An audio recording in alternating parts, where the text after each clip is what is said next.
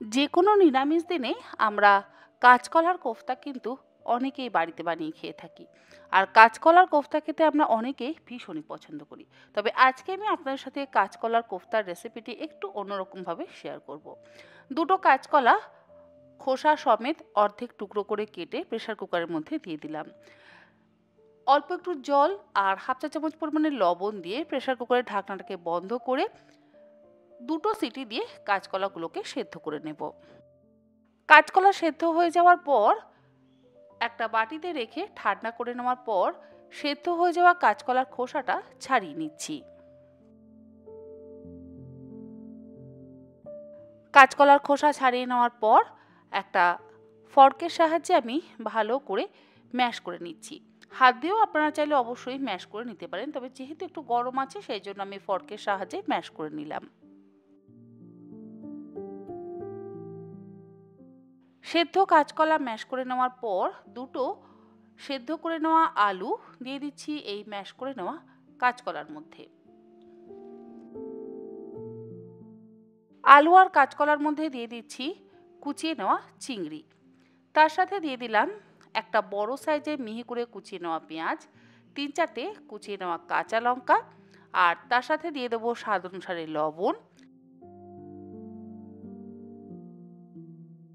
1/4 চা চামচ পরিমাণে দিয়ে দিচ্ছি হলুদ গুঁড়ো, হাফ চা চামচ পরিমাণে দিচ্ছি জিরে গুঁড়ো, তার সাথে বাইন্ডিংয়ের জন্য দিয়ে দিচ্ছি একটা ডিম।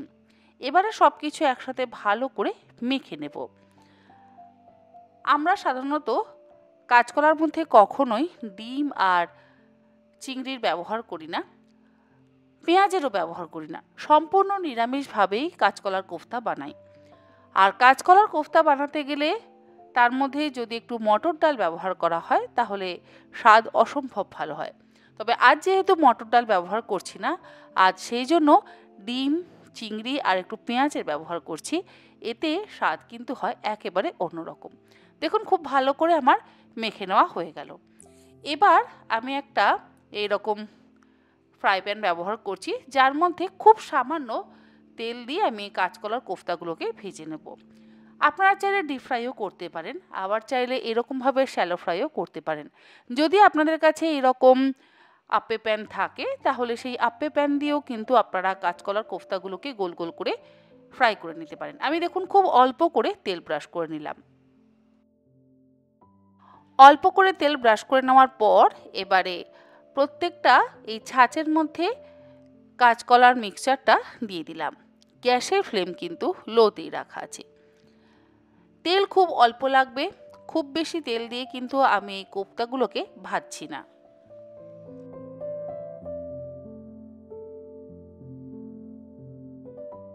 কোফতাগুলো একটা সাইড ফ্রাই করে নেওয়া হয়ে যাওয়ার পর অন্য সাইড উল্টে দিচ্ছি। আর গ্যাসের ফ্লেমটাকে মিডিয়ামে রাখবেন। হাই ফ্লেমে যদি রাখা হয় তাহলে কোফতাগুলো কিন্তু সমানভাবে ফ্রাই হবে না। আপ্পে প্যানে করলে তেলের পরিমাণ খুব কম লাগবে, আর ডিপ ফ্রাই করতে চাইলে তেলের পরিমাণ অবশ্যই একটু বেশি ব্যবহার করতে হবে।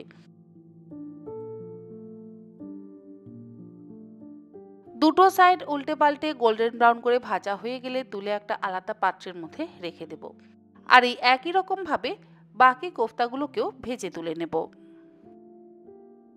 সমস্ত কোফতা ভাজা হয়ে যাওয়ার পর কোফতা কারি বানাবার জন্য কড়াইতে দিয়ে দিলাম 4 টেবিল চামচ পরিমাণে সর্ষের তেল। তেলটাকে খুব ভালো করে গরম করে নেব। আর তেল ভালো মতন গরম হয়ে যাওয়ার পর দুটো মিডিয়াম সাইজের আলু এইরকম চৌকো টুকরো করে কেটে নিয়ে গরম তেলের মধ্যে দিয়ে হালকা করে ভেজে তুলে নিচ্ছি।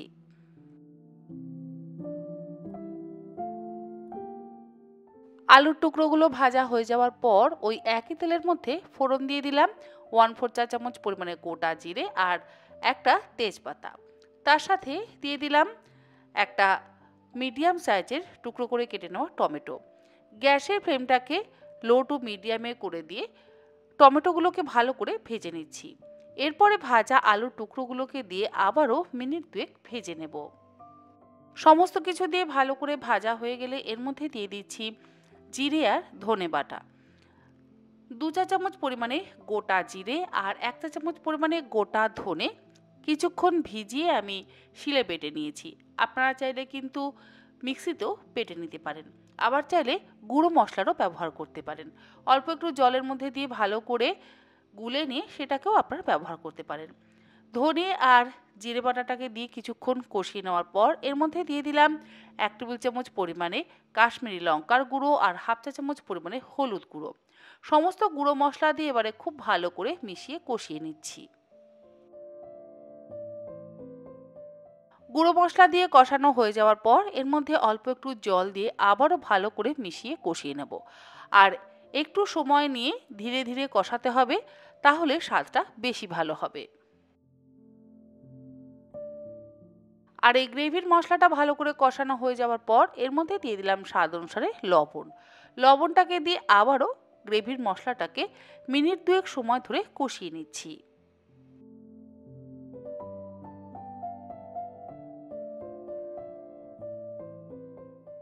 গ্রেভির এই মশলাটাকে দিয়ে ভালো করে কষানো হয়ে যাওয়ার পর এর মধ্যে দিয়ে দিচ্ছি পরিমাণ মতন গরম জল। যতটা পরিমাণে আপনারা ঝোল বা গ্রেভি রাখতে চান সেই অনুযায়ী কিন্তু জলের ব্যবহার করবেন। জলটাকে দিয়ে গ্যাসের ফ্লেমটাকে হাইতে করে দিয়ে 1-2 মিনিট ফুটিয়ে নেব।